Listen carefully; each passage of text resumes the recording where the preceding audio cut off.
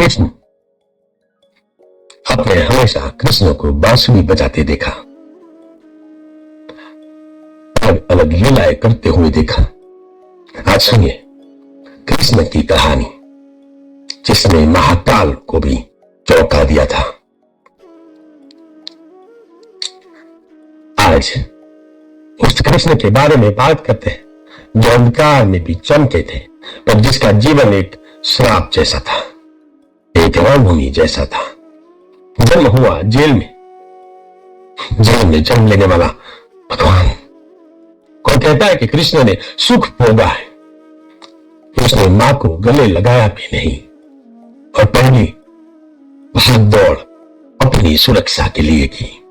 यमुना के वो भयंकर तीर जो नीर से आ रहे थे, सरकार का रास्ता, वसुदेव की गोद में थरथराता हुआ वो बच्चा, ये पहला भगवान था जो जन्म से ही बचपन का दर्द झेल रहा था। कृष्ण से भगवान नहीं थे, वो काल के दूसरे रूप थे। उनकी आंखों में प्रेम था, पर उन आंखों में अभिमन्यु की मौत देखी, द्रौपदी का चीर हरण दिखा और अपने कुल का विनाश भी खुद के हाथों के। कृष्ण को कोई जीत नहीं मिली कभी भी, ना राधा मिली, ना सुभद्रा प्यार से द्वारिका बनाई, लेकिन खुद ही देखनी पड़ी द्वारिका को डूबती। अपने ही वंश ने अपना विनाश किया और कृष्ण ने देखा अपनी संतानों का खात्मा। उसका अपना वंश यादव कुल नष्ट हो गया और कृष्ण ने कुछ नहीं किया, चुप रहे, एक पत्थर बन गए, जिसे हम सब भगवान कहते हैं।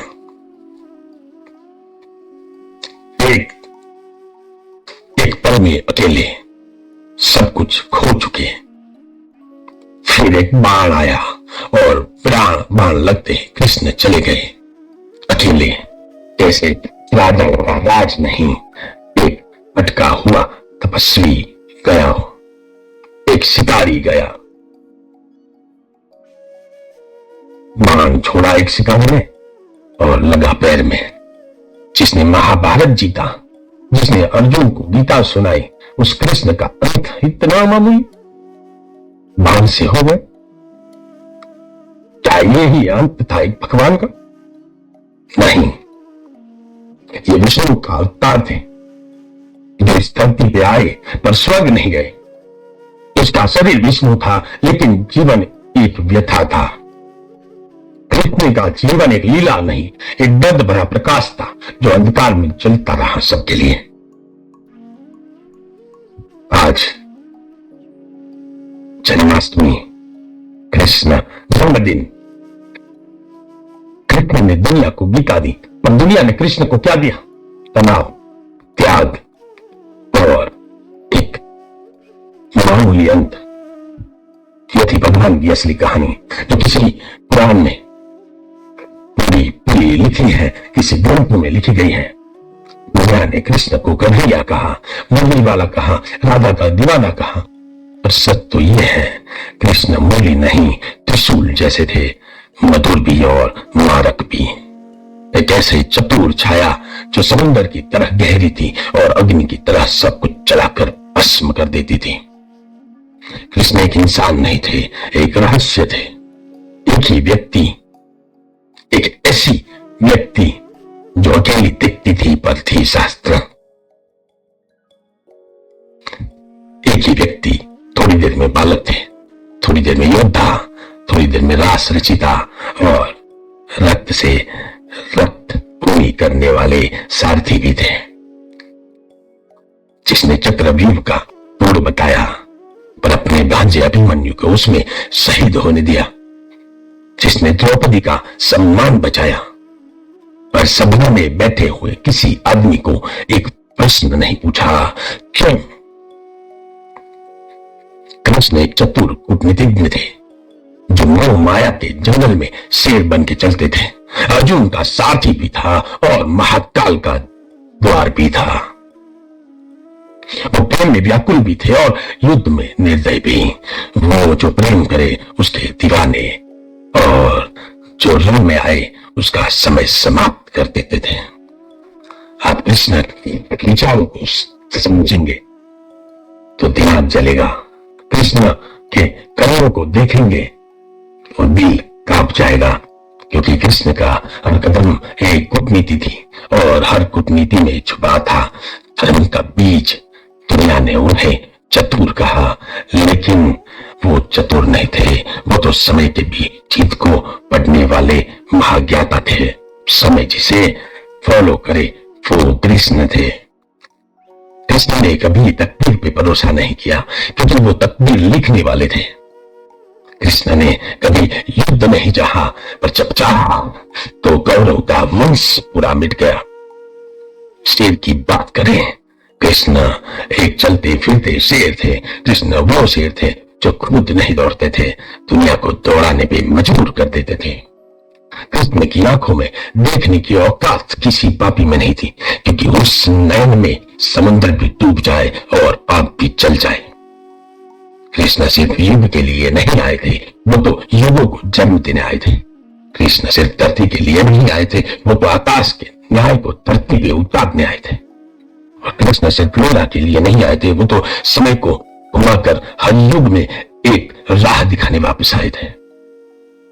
कृष्ण भगवान नहीं थे, एक जिंदा समस्या का जिंदा समाधान थे। जहां अंत होता है वहां कृष्ण का आरंभ होता है। कृष्ण गए नहीं, सिर्फ छुप गए आपके और मेरे बीच काल के एक कोने में। ये दुनिया जानती है कृष्ण द्वापर युग में आए थे और उनके जाने के बाद महा भयंकर कलयुग का प्रारंभ हुआ। लेकिन दुनिया ये नहीं जानती कि कृष्ण ने कलयुग के लिए भी एक प्लान बना रखा है, एक अवतार बना रखा है, एक आगामी अवसर छोड़ रखा है, जिसका नाम है कल्कि। कल्कि कोई नया रूप नहीं है, वो कृष्ण का ही अंतिम रूप है।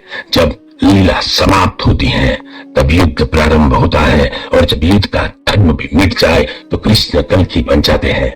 जब कृष्ण बांसुरी बजाते हैं तो प्रेम उत्पन्न होता है। जब कृष्ण तलवार उठाते हैं तो कल्कि जग जाता है। कल्कि कृष्ण का शांत अवतार नहीं, वो उनका प्रलय अवतार होगा। कृष्ण ने कौरवों को समझाया था, कल्कि समझाए बिना साफ करेंगे। कृष्ण ने शांति का पथ दिखाया, कल्कि वो पथ पर चलते हुए धर्म को चकनाचूर करेंगे।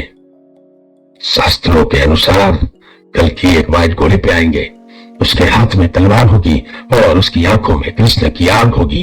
पर सत्य तो ये भी है, कल्कि कोई दूर का भविष्य नहीं, कृष्ण का बचा हुआ काम है।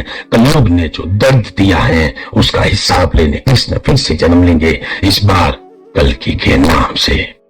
जब मानवता की सीमा टूटेगी, जब सत्य सिर्फ ग्रंथ बन के रह जाएंगे, जब धर्म की जगह धंधा चलने लगेगा, तब मैं फिर आऊंगा। मुरली नहीं, मेरे हाथ में इस बार तलवार होगी, और कृष्ण नहीं, मैं कल्कि कहलाऊंगा। जब दुनिया समझेगी कि कृष्ण गए हैं, तब मैं उसके रूप में लौट आऊंगा, और जहां से लीला समाप्त हुई थी वहीं से युद्ध शुरू होगा। कृष्ण ने गीता सुनाई थी, क्योंकि उस गीता को तलवार बनाकर अधर्म के गले में उतार देंगे। कृष्ण ने युद्ध बदला था, कल्कि पूरा समय मिटा देंगे। कृष्ण एक पहेली थे, कल्कि उस पहेली का समाधान बन के आएंगे। कृष्ण जब लौटेंगे तो बांसुरी नहीं बजाएंगे, इस बार डंका बजाएंगे। जय श्री कृष्ण। एको हम तृतीयो नास्ति न भूतो न भविष्यति।